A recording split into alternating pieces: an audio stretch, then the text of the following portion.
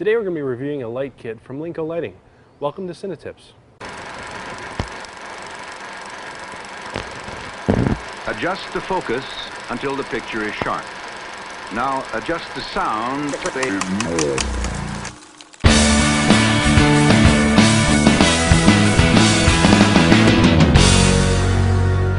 This episode is made possible by CPM Film Tools, your lightweight solution for caging the beast. LCD Viewfinder, the essential accessory for DSLR video. Lightcraft Workshop, the perfect tools to create the perfect image. Manhattan LCD, the affordable solution for high-definition monitoring. GZCam.com, your source for gear reviews, do-it-yourself video, and photography projects. Hi, this is Tony Reale from Next Wave DV, and today we're going to be reviewing a new light kit from LINCO Lighting. Now, typically we do gear reviews on Next Wave TV, but because we're reviewing a light, we're going to be doing this on Cinetips. Joined here with Tony Mana, DP extraordinaire. How you doing, Tony? I'm pretty good, and awesome. you? Good, good. All right, let's get started. This light kit, they actually sent me two, so we're actually using one right now, and we'll talk about that in a little bit. But this is the Flora light by itself. It's got a couple unique features to it. And we'll talk about that. But the design is for six 65-watt CFL bulbs. This is a ceramic base, so it's designed to handle heat and dissipate heat very well so that you don't end up burning things up in bad ways. So that's the design. The stands it comes with, this is, like I said, the two light kits, so there's two stands that fit in here. The bag's nice. I actually was kind of impressed. It actually has two separate compartments. It's got this little liner in here so that the stands don't scratch against each other, which is always a nice feature. You can have professional looking stands. As far as stands go, I actually like this design. It's fairly compact, lightweight. Definitely, I mean, there's plastic knobs around, and it's definitely not a C stand. But when you look at small, compact, lightweight light stands, I would say this is one of the better designs I've seen.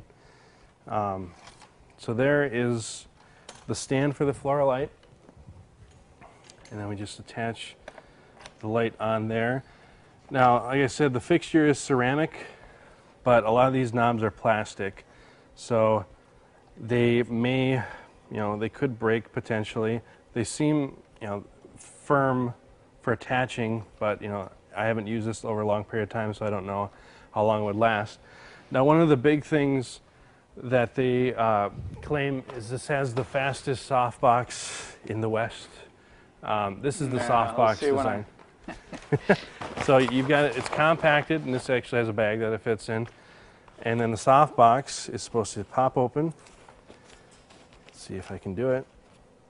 And it's an umbrella like design. Umbrella design, yeah. So a very quick assembly, and then it will go on like so. You want to give me a hand, Tony? You bet. So we'll put that in there, and then actually we'll tilt this around so you guys can see. There you go. There's two screw knobs back here. One, make sure it's in there all the way. I don't think we're in all the way. Okay, there we go. So this one screws on, tightens. This one also screws on and tightens. So now this should be firm on there. In theory, not going anywhere. And so that's the softbox design. So that's the speed softbox. Now, the only issue for speed, I should say, is that you still have to screw in these 6 compact fluorescent bulbs.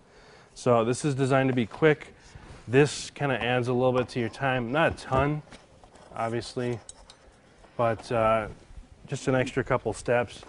The other problem is that these come with nice little cardboard boxes with foam around them, which obviously is going to keep them safe, but that actually adds to your space. So this case right here fits the Flora lights, 2 of the Flora lights, and 2 of the soft boxes.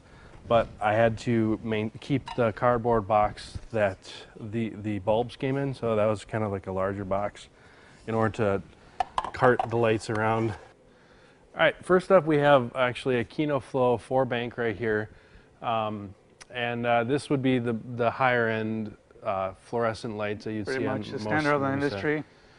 So this is a great light to test it about. This is also many times the cost of the Flora light. Well, we're going to check out the output with a light meter. I set up the light meter at 24 frames per second and 400 ISO.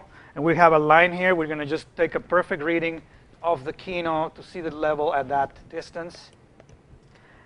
And we get a perfect 5.6. This is a 4-band Kino. It's set up horizontally. No diffusion at all, or a grid, or grid on the in front of the light. It's just clean Kino flow tubes. Now, if you want to go and turn those off, I want to move at the same exact distance. In fact, you might want to move that back. See the stand? There you go. That's about the same distance. Now, this light is giving us 5.68, almost one stop brighter than the Kino flow. So the Flora is giving us a slightly brighter light output. And why would you say that is, Tony? Is it? Well, a lot of it is the tubes themselves, but also they're aided by the design of the umbrella reflector that's actually basically collecting all the light in a larger area around, like a dish, you know, on an umbrella, and then basically bouncing it back. So it's multiplying the lumens of the actual tubes. The Kino design is basically the tubes by themselves.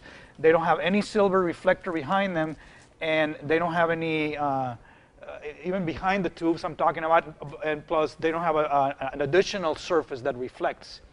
This light, when you see it, has the tubes, but has an incredible amount of area here that it becomes light itself because it's silver. So it's a very good design for the light to be more efficient. All right, here we got some diffusion. This is actually a piece of diffusion that comes with the softbox. So we're going to go ahead and attach that real quick.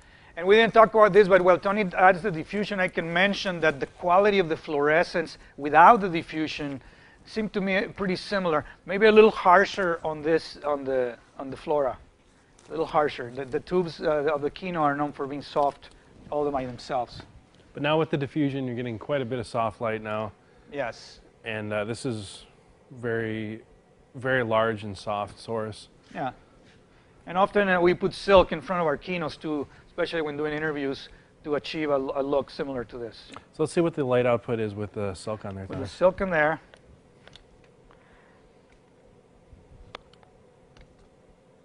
.65.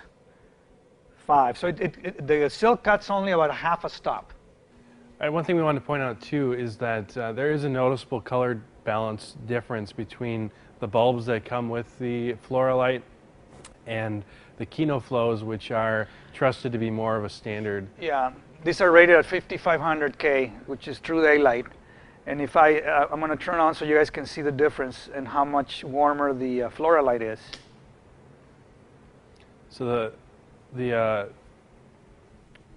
Kino flow is giving off a much cooler light than the Flora. These are claimed to be around 5500, and the Kinos are claimed to be around 5600. And there looks to be much larger shift than that these are possibly in the lower 5s or upper 4000 Kelvin range, whereas the Kinos are trusted to be a little bit more. So that's not necessarily a bad thing. A lot of people, I know, Tony, sometimes you'll add a tungsten bulb to your Kinos to get a warmer light. I usually do that, or I'll just gel them and then to add warmth. It's a matter of knowing if you're starting off with just a perfect daylight correction. It's always nice to have that as a standard, and then know where you're landing, and you can add or subtract filters to it. Right now we are shooting at 1000 shutter speed to demonstrate the banding issue that sometimes happens with fluorescent lights. Depending on how high speed the ballast is, the slower the ballast, the more banding you're going to get. This is actually with the Kino, and we do notice that there is some banding going on. It's not a ton, but it is noticeable. So let's turn the ISO down so it's a little more exaggerated. You can see in the white the banding that's happening with the Kino. All right, so Josh, you can go and turn it off. We'll switch to the Flora. And the Flora is giving off. Now we can also notice that the color temperature is going to be a lot greener with the Flora. It's more exaggerated right now. And we are getting that banding. It's not as pronounced as with the Kino. We're still at 1000 shutter speed, but it is noticeable. So we're going to turn the Kino off, or the Flora off. We're going to switch to a generic Chinese brand 4-bank fluorescent.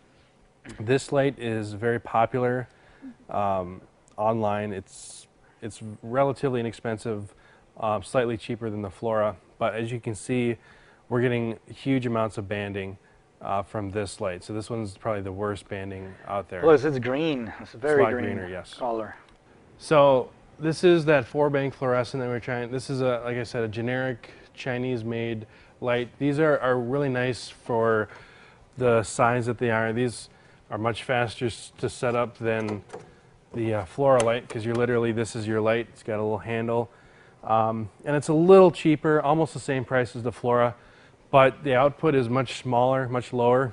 And obviously, if you're trying to do a different shutter speed for either for dramatic effects, slow motion, whatever, this light's going to be not usable because you need to go at the same shutter speed as the electricity in your region. So in USA it's typically 60 kilohertz, and in the UK, Europe, it's around 50 kilohertz. So you have to go at the same shutter speed as that, and you reduce that banding so it doesn't show up.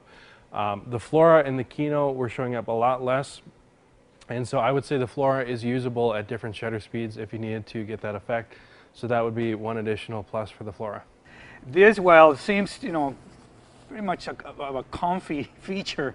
I really think it's unnecessary because when it comes time to adjust the light, you completely lose control of this thing. This thing just falls, and you're lucky if you can bring it up without having to do something like this. So this, to me, frankly, is unnecessary. And having it like this, you gain all the control back again. So unless if they really want to have that comfort thing, which I really, it's unnecessary, but if they want to do that, they should have some material that is glued in place, and either it put doesn't, adhesive on there or something. Yeah. You don't need this kind of thing going. One thing I really liked about the design is the umbrella design for the softbox has double, how do you call this, Tony? The metal supports? The metal supports, or they're not rods, but you know, they're like like an umbrella, framework, the ribs of an umbrella. It has double ribs on each one, and that's one of the things that I never liked umbrellas about. They sometimes break and they're loose. So this particular feature I find very, very good. Overall construction, it's very lightweight, and so I have to be honest, I mean, I'm used to heavier duty lights that are, you know, handled by numerous crews and put to the test. For somebody that's doing more prosumer work or professional, but a lightweight light, it's a pretty good fixture, I think. The second thing that I really find a little objectionable is the quality of the knobs here. I think a little could be done with a little bit of quality knobs. I think while they're working fine right now, this is something that's probably going to go. Probably the first things to go will be these knobs on the light on the stands here. This one seems pretty good. You have a nice adjustment of the light right there, and looks durable. And I like this knob a lot. This knob, I don't know if you can make a close-up here later, but it has a pretty nice feel to it, and you can have a nice grip to it. But again, this is not something I would over-tighten. And a lot of times grips grab those things. That's why they're called grips. They just grab them and over-tighten them, and this light will have to be babied a little more. But it has got a nice, strong thing, and it doesn't slip. Once you put it in a spot, it stays there. So I think it's a pretty good design. Can I enter? You can enter, yes. You enter, and then I can just do an entrance. You were there before, so you're going to disappear. And All right.